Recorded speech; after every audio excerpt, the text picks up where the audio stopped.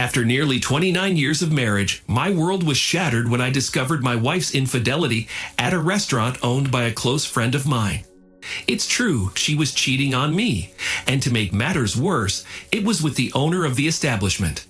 As I reflect on my 50 years of life, it's a heartbreaking experience to come to terms with. My wife, who is 49, and I have raised our children, and they now have families of their own. The man she was involved with is a successful entrepreneur, owning a couple of restaurants. This ordeal has left me grappling with a whirlwind of emotions and uncertainties about the future. He played a significant role in my children's lives, acting like a second father whenever I couldn't be there.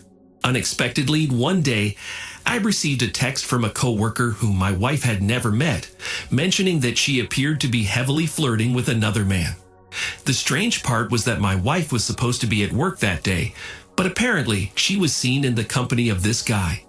This revelation has left me with a mix of emotions, especially considering the close bond my family shared with this man.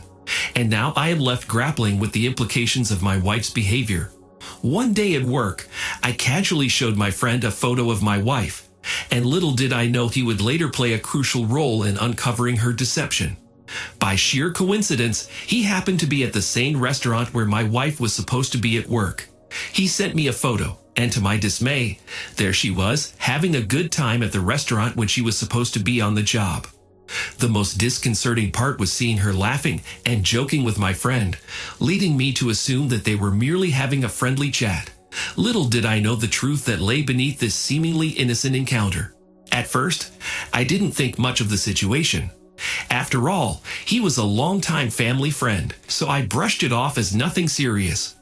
I had been away for work that week, but I planned a sweet surprise for my wife. I was coming home early to take her out for lunch. Typically, my wife would call or text me when she was on her way home from work, but on that particular day, I received no message from her. As I arrived home around 11:30 a.m., I parked my car in the driveway, completely unaware of the unsettling revelation that was about to unfold. Approaching the front door, the sound of laughter emanated from inside the house, and my heart sank with a mix of emotions. As I turned the doorknob and stepped inside, there they were, my wife and my longtime friend, sharing laughs and engaged in conversation. Despite the familiarity of their relationship, the late hour, close to midnight, didn't sit well with me, and the warm and fuzzy feeling I usually had around my friend was nowhere to be found. The scene left me with an unsettling sense of discomfort and the realization that something was amiss. Why is he alone with my wife? I wondered, feeling a surge of concern as I discovered him at our house. Seeking some clarity, I asked my wife what brought him here so late, and she explained that he had dropped by for a conversation. Though I acknowledged her response, my uneasiness lingered, and I chose not to voice my concerns at that moment. As my wife entered the room, she noticed my troubled expression and asked if I was all right. Gathering my thoughts, I admitted to her, I can't help but feel uneasy about the situation. A man coming over to a woman's house late at night when her husband isn't home just doesn't sit right with me. After expressing my unease to my wife, I decided to retire to bed and did exactly that. The following morning, my curiosity still lingering, I inquired once more about the reason for his late-night visit. My wife reiterated her previous explanation, and while I wasn't entirely convinced, I chose to let the matter rest. Several weeks passed, and during that time, I found myself at my friend's restaurant. Unexpectedly, I bumped into his wife while I was there. I struck up a pleasant conversation with my friend's wife, finding her to be genuinely kind and friendly. As our discussion progressed, the topic eventually turned to my wife. To my surprise, she revealed that she had noticed my wife and her husband together on multiple occasions and had begun to suspect that they might be having an affair. Intrigued and concerned, I asked her why she harbored such thoughts about her husband and my wife's relationship. She shared her observations, explaining that she noticed my wife and her husband spending an unusual amount of time together, and he often spoke about my wife. Her concern was evident as she recounted these details. Determined to address the matter, I mentioned my intention to discuss it with my wife. In response, she offered a word of caution. suggesting that approaching my wife directly might not lead to a truthful admission if there was indeed any infidelity. She advised me to consider the situation carefully before taking any action. Following the conversation with my friend's wife, I couldn't shake off the nagging feeling of doubt. Without hesitation, I took out my phone right in front of her and dialed his number, determined to get a clear answer. Bluntly, I asked him directly if he was involved with my wife in any way. He firmly denied any such involvement, reassuring me that I was his friend, his closest companion. He responded with genuine concern in his voice, insisting that he would never betray our friendship in such a manner. Though I chose to trust his words, I still felt the need to discuss the matter with my wife. Later that evening, I gathered the courage to confront her about the situation. I asked her directly if there was any truth to the rumors, expressing my worries about her connection with my friend. She looked me in the eye and firmly denied any romantic involvement with him. Instead, she reassured me that their relationship was like that of siblings, and she would never jeopardize our marriage in any way. Despite my friend's assurances and his wife's statements, doubts continued to gnaw at me. The conversation with my friend's wife had planted a seed of suspicion in my mind, and it was hard to shake off. Over the following weeks, I couldn't help but observe a subtle change in my wife's behavior. She seemed to be growing a bit distant. The uncertainty lingering in my thoughts only intensified as I attempted to make sense of the situation. Feeling increasingly concerned about the situation, I considered it a red flag and decided to take an action that would offer me some peace of mind. I discreetly placed a GPS tracker on my wife's car. Several days passed, and one evening around 8 p.m., I noticed her car hadn't moved and was still parked in the driveway. Curiosity got the better of me, so I stepped outside to investigate. I found my wife in the driveway, engaged in a conversation on her phone. Worrying thoughts swirling in my mind, I mustered the courage to ask her who she was talking to. Upon asking her, my wife replied that she was talking to a female friend. Despite her response, I couldn't shake the feeling of suspicion, especially given her behavior on the phone outside. Something just didn't seem right. After she returned inside, I couldn't resist the urge to check the GPS tracking app on my phone. It revealed that she had only gone to work and back that day, with no other notable trips. The information provided some reassurance, but I still couldn't completely shake off my concerns. As I pondered the situation, I couldn't help but wonder why she hadn't taken the opportunity to go out and do something with a friend, as most people would. However, as I checked the tracking app again the next day, it revealed the same routine. She simply went to work and back home without any stops in between. Several days passed, and one evening when I returned home from work earlier than usual, I couldn't help but notice that my wife's car was absent from the driveway. At approximately 3 p.m., I felt the need to verify the situation, so I opened the tracking app once more. It indicated that she was at a restaurant, prompting me to consider visiting the place to gather more information. However, I refrained from going inside, opting instead to drive by discreetly. As I approached the restaurant, I noticed her car parked outside, and to my surprise, I saw her seated in a booth with our close friend.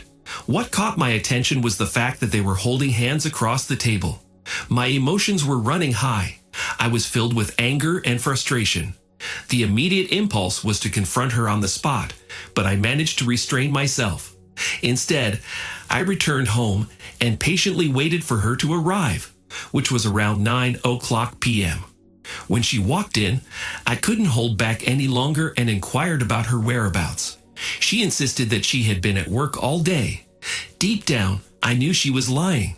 Trying to maintain composure, I proceeded to ask her about her day, attempting to gather more information without revealing my suspicions.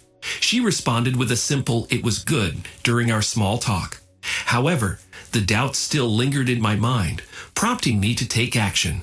I finally decided to hire a private investigator temporarily to help me uncover the truth.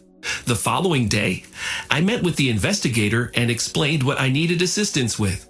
He cautioned me that the investigation might be a bit costly. Despite being warned about the cost, I was determined and told the private investigator to proceed with the job. However, after making that decision, practical concerns began to arise. I had to consider our assets, what would happen with the house and the cars if things turned out as I feared. Later that day, I urgently called my son and daughter to meet with me. They both arrived promptly, and as I explained the situation and my plans, it deeply upset them. As I disclosed the situation and my decision to hire a private investigator, my daughter couldn't hold back her emotions and started crying. I comforted her and reassured her that we would have to wait for the investigator's findings before jumping to any conclusions. With my children being 23 and 21, my son reacted strongly to the news. He asked me if I was absolutely sure about this. In response, I reiterated that our friend's wife has strong suspicions that he is having an affair with their mother. The gravity of the situation weighed heavily on all of us. Both of my children agreed to be vigilant and promised to inform me if they noticed anything suspicious. Several days passed, and then I received a troubling call from the private investigator. He informed me that he had some unfortunate news to share. Anxiously, I inquired about the details, and he disclosed that he had been tailing my wife, only to discover that she had indeed been meeting up with our friend as suspected. The revelation was deeply distressing to hear. The private investigator's report was even more devastating than I had imagined. He had managed to capture footage of my wife and our friend together at a hotel, holding hands and kissing. They had deliberately driven 30 minutes away to conceal their affair. Anger surged through me, and I desperately wanted to confront her immediately, but I knew I needed to gather my thoughts and plan my next steps carefully. The betrayal cut deep, and I needed time to process everything before deciding how to address the situation. The weight of the truth was overwhelming, and I had to find the right approach to handle this painful revelation. The following day, as my wife left for work as usual, I mustered the courage to call our friend's wife. She picked up immediately, and I inquired about how she was doing. She responded with a polite, "I'm good." Wanting to confirm the situation, I asked if her husband was at home, to which she replied that he was at work. After a few minutes of casual conversation, I couldn't delay it any longer. I decided to be direct and honest with her, so I revealed that I knew about the affair and that I had concrete evidence to support my claim. The truth needed to be confronted, no matter how difficult it was to discuss. After promising her that I'd have it ready in a few days, I decided to gather my kids for another meeting.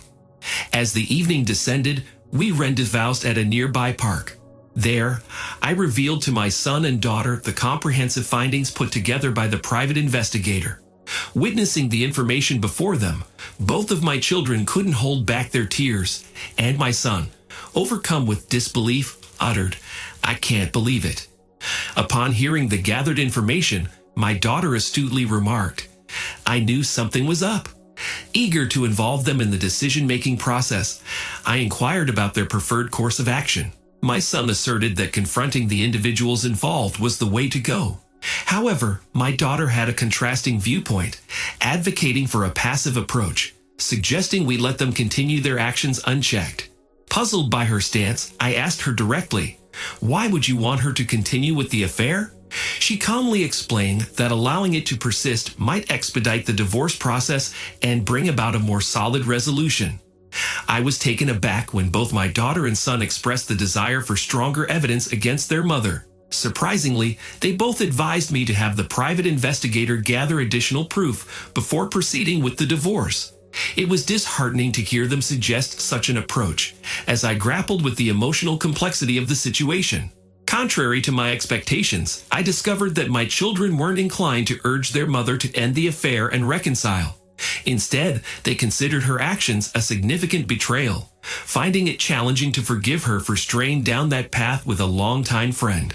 They labeled her behavior as selfish. Taken aback by their candid perspectives, I assured them that I would reflect on their input and carefully consider the situation before responding. The following day, I reconvened with the private investigator, urging him to intensify his efforts in gathering more evidence. He readily agreed to continue his investigation until instructed otherwise. Over the course of a few weeks, the private investigator managed to obtain some incriminating footage of them together at a hotel located 30 minutes away. The footage showed them engaging in playful activities by the pool, further adding weight to the evidence against them.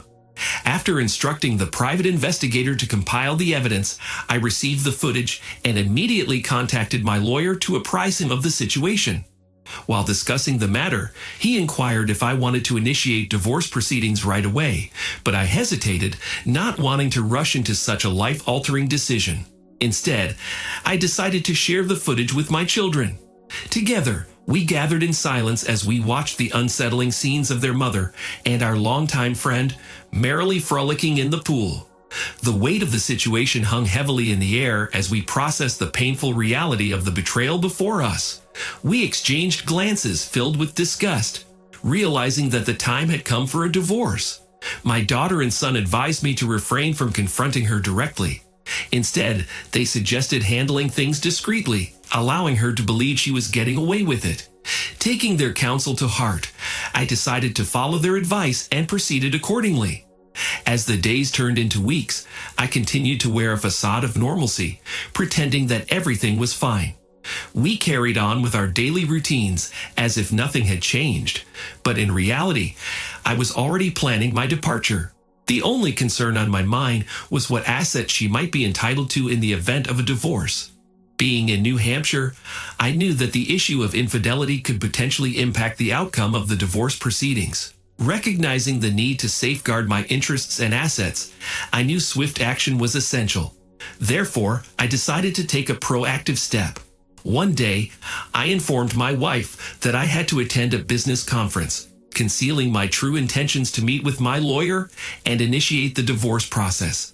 Later, after finishing work, I simply mentioned that the conference had taken a few hours and that I would be home later as usual. She responded with apparent acceptance. Meeting my lawyer, I expressed my clear intentions, prompting him to inquire if I was certain about this decision. Without a moment of hesitation, I assured him that I was resolute in my choice. Subsequently, I contacted the private investigator and requested all the information he had gathered on her, which he promptly sent to me. Feeling prepared and armed with evidence, I reached out to my son and daughter, asking them to join me at home for a crucial discussion, one where we would collectively confront their mother about the situation. As my wife arrived home, her face lit up with a bright smile as she saw all of us waiting. However, our kid seemed uneasy and did not return her smile. Sensing something was amiss, I asked her to take a seat, and we all gathered around, exchanging glances. With a heavy heart, I finally mustered the courage to reveal that I had filed for divorce. Pulling out my laptop, I showed her the painful truth captured in the footage. Her and our friend at the hotel pool, betraying the trust and commitment we once held dear. The atmosphere in the room was tense, and emotions ran high as we confronted the difficult reality of our relationship. In response to the devastating revelation, she found herself speechless, her gaze fixed upon the floor, consumed by shame. With a heavy heart, I informed her that I would be putting the house up for sale within the next month, symbolizing the finality of our decision. As she struggled to find the right words, she expressed her predicament, saying she had nowhere else to go. Despite the difficult situation, I knew that we needed space and time apart to heal and move forward. With a mix of empathy and firmness, I reiterated my request for her to leave, knowing that it was necessary for both of us to begin the process of healing and rebuilding our lives. Upon witnessing their daughter's silence, our son finally broke it by suggesting, with a nod towards a picture of our friend, you could consider living with him. In response to this unexpected proposition, she departed that very night. In the subsequent weeks, she made several visits to retrieve her belongings, oscillating between her old home and our friend's place. Our children adamantly rejected the idea of seeing her, their disdain evident. After a couple of months, we made the decision to sell the house. I patiently waited until the divorce proceedings were finalized before embarking on the search for a new home. Upon selling the house, I temporarily moved in with my daughter while I sought a suitable place to call my own. During the divorce hearing, my ex-wife surprisingly didn't resist the proceedings. The evidence gathered by the private investigator, presented by my lawyer, left her without any substantial claims. It turned out that she had a good income of her own, as she successfully managed rental car facilities. Once the divorce was officially concluded, I proceeded to purchase a new house, and my children were kind enough to lend their support, helping me move into the new place. Following the divorce, my children disclosed that they had not received any communication from or encountered their mother since then. On that same night, an unexpected confrontation took place. As for my friend, we decided to cut ties, and he is no longer a part of our lives. His wife divorced him, and he is now obligated to provide spousal support for 8 years or until she remarries, considering their lengthy marriage. Amidst the harrowing ordeal, the most remarkable aspect was how my kids handled the situation. They became my unwavering pillars of strength, and I cannot express enough how proud I am of them. I would have never fathomed that such a situation could befall me, but it did. Surprisingly, I emerged from it all as a better person, thanks to the resilience and support of my children. There's one important detail I omitted earlier. When I sold the house due to my wife's infidelity, she did not receive half of the proceeds. Instead, she only received 30%. It turns out that her cheating played a role in the division of assets. Thank you for listening to the story to the end. And if you like it, please support us with a like as well as subscribe to our channel. Write in the comments what you think about the story.